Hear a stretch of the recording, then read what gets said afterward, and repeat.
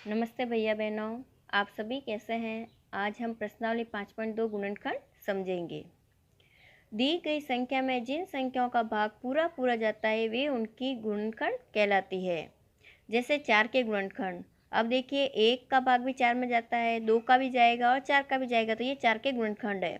इसे हम और अच्छे से समझ सकते हैं। अभी आपके पास घर पर कोई 12 बीज या 12 चॉकलेट्स या 12 चने, कोई भी 12 वस्तुएं आप लेकर इसे समझ सकते हैं। 12 वस्तुएं लेकर आपको क्या करना है, इन्हें अलग अलग समूह में जमाना है। जमाना इस तरह से है कि एक भी शेष नहीं रहना चाहिए।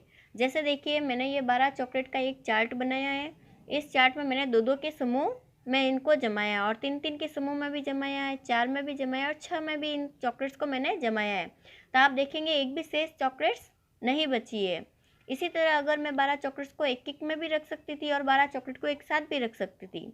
आप इस चार्ट को ध्यान से देखिए, मैंने किस तरह इस तरह समूह में जमाए हैं, इनको एक भी शेष नहीं रहा। इसी तरह आपको भी घर पर ये प्रयास करना है, अलग अलग समूह में जमाना है। आप देखेंगे जब आप उन 12 बीज को या कंकर को या चॉकलेट्स को जमाएंगे तो आप देखेंगे कि हम 12 को एक एक में, 2-2 में, 3-3 में, 4 में, 6 में और 12 के समूह में ही जमा सकते हैं। इसके अलावा दूसरे समूह में जमाए तो क्या होगा, हमारा कुछ ना कुछ चॉकलेट या कंकर शेष रह जाएगा। तो ये 12 के गुणनखंड भी यही कहलाएंगे, 1, 2, 3, 4 व 6। इसे मैं अच्छे से लिखा हुआ है, मैं आपको समझा देती हूँ। देखो इस चार्ट को मैंने 2-2, 3-3, 4-4 तथा 6 के समूह में चॉकलेट को जमाया है। हम इस चॉकलेट को एक एक के समूह तथा सभी 12 चॉकलेट को एक समूह में भी जमा सकते हैं। इस प्रकार 12 को हम 1, 2, 3, 4, 6 व 12 के समूह में जमाते हैं तो एक भी शेष नहीं बचता है। 1, 2, 3, 4, 6 व 12 वे संख्या हैं जिनका 12 में पूरा पूरा भाग जाता है। ये सब संख्याएं 12 की गुणनखंड है। प्रयास करें। 9 व 27 के गुणनखंड ज्ञात करें, उनके समान गुणनखंड लिखिए तथा सबसे बड़े समान गुणनखंड को पहचानिए। अब देखिए इधर हमने 12 के गुणनखंड को अच्छे से समझ लिया, तो अब हम 9 का गुणनखंड निकालते हैं। हम एक से शुरू होते हैं। 9 को हम एक एक में बांट सकते हैं, 3-3 के समूह में भी कर सकते हैं और 9 में भी। या आप ये कह सकते हो 1 का भाग भी 9 में पूरा जाता है, 3 का भी पूरा जाता है और 9 का भी पूरा जाता है। इसी तरह हम 27 का भी लिखेंगे। अब इन दोनों में समान अंक कौन सा है वो हमें यहाँ पर लिखना है। अब सबसे बड़ा गुणनखंड कौन सा है इसमें, 9। दी गई संख्याओं के गुणनखंड ज्ञात कीजिए। अब देखिए 7 में 1 का भाग जाएगा और 7 का ही जाएगा। 9 में किस किस का भाग जाएगा, 1 का, 3 का और 9 का। 25 में 1 का, 5 का व 25 का जाएगा। 8 व 12 दी गई संख्याओं के समान गुणनखंड ज्ञात करने हैं। तो पहला प्रश्न है अपने 8 व 12। 8 के गुणनखंड कौन कौन सी ऐसी संख्या है जिसका हम भाग दे सकते हैं। 8 में 1 का पूरा जाएगा, 2 का, 4 का व 8 का। इसी तरह 12 के गुणनखंड कौन कौन से होंगे, 1, 2, 3, 4, 6 व 12।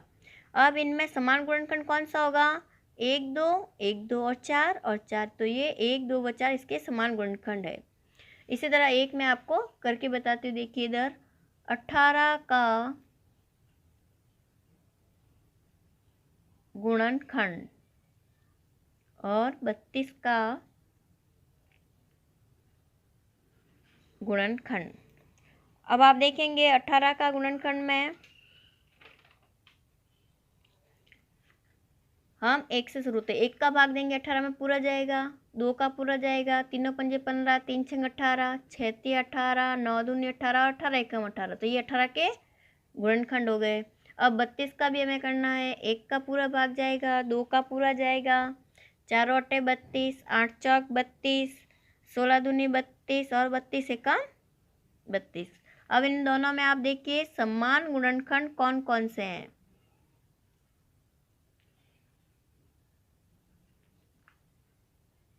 1, 2, 1 व 2 इन दोनों में समान गुणनखंड है। प्रश्न 3 है, वह सबसे बड़ी संख्या ज्ञात करो जिसका 45 व 75 दोनों में पूरा पूरा भाग जाता है। तो हमें गुणनखंड ज्ञात करना तो आ गया। हम शुरू हो जाते हैं काम करना 1 से। फिर 3 का भाग जाएगा, 5 छोटे 40, 5 नम 45, 9 पंजे 45, 15 एकम 15, 15 दूना 30, 15 तिया 45 और 45 एकम 45। इसी तरह हम 75 का भी करेंगे। 1 का भाग जाएगा, इसमें 3 का जाएगा, 5 का जाएगा, 15 का जाएगा, 25 का भी जाएगा और 75 का 75 में भाग पूरा जाएगा। अब 45 और 75 के समान गुणनखंड कौन कौन से होंगे? 1, 3, 5 व 15। इन गुणनखंडों में सबसे बड़ी संख्या कौन सी होगी? 15। अतः 15 वह सबसे बड़ी संख्या होगी जिसका 45 व 75 दोनों का पूरा पूरा भाग जाएगा।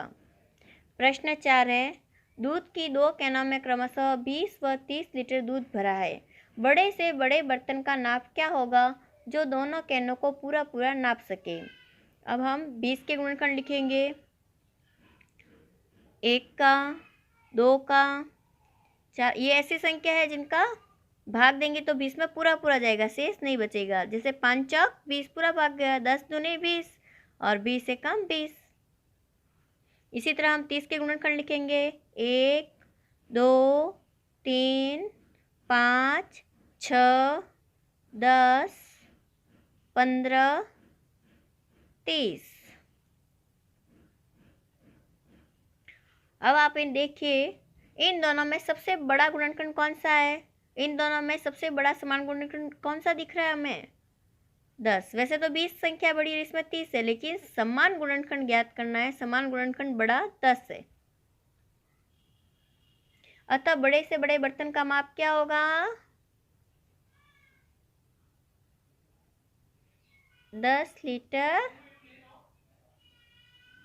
होगा। अब आप अच्छे से गुणनखंड को समझ गए हैं और ये 5 प्रश्न मैंने लिखे हैं, ये आपको गृह कार्य में करने हैं। धन्यवाद।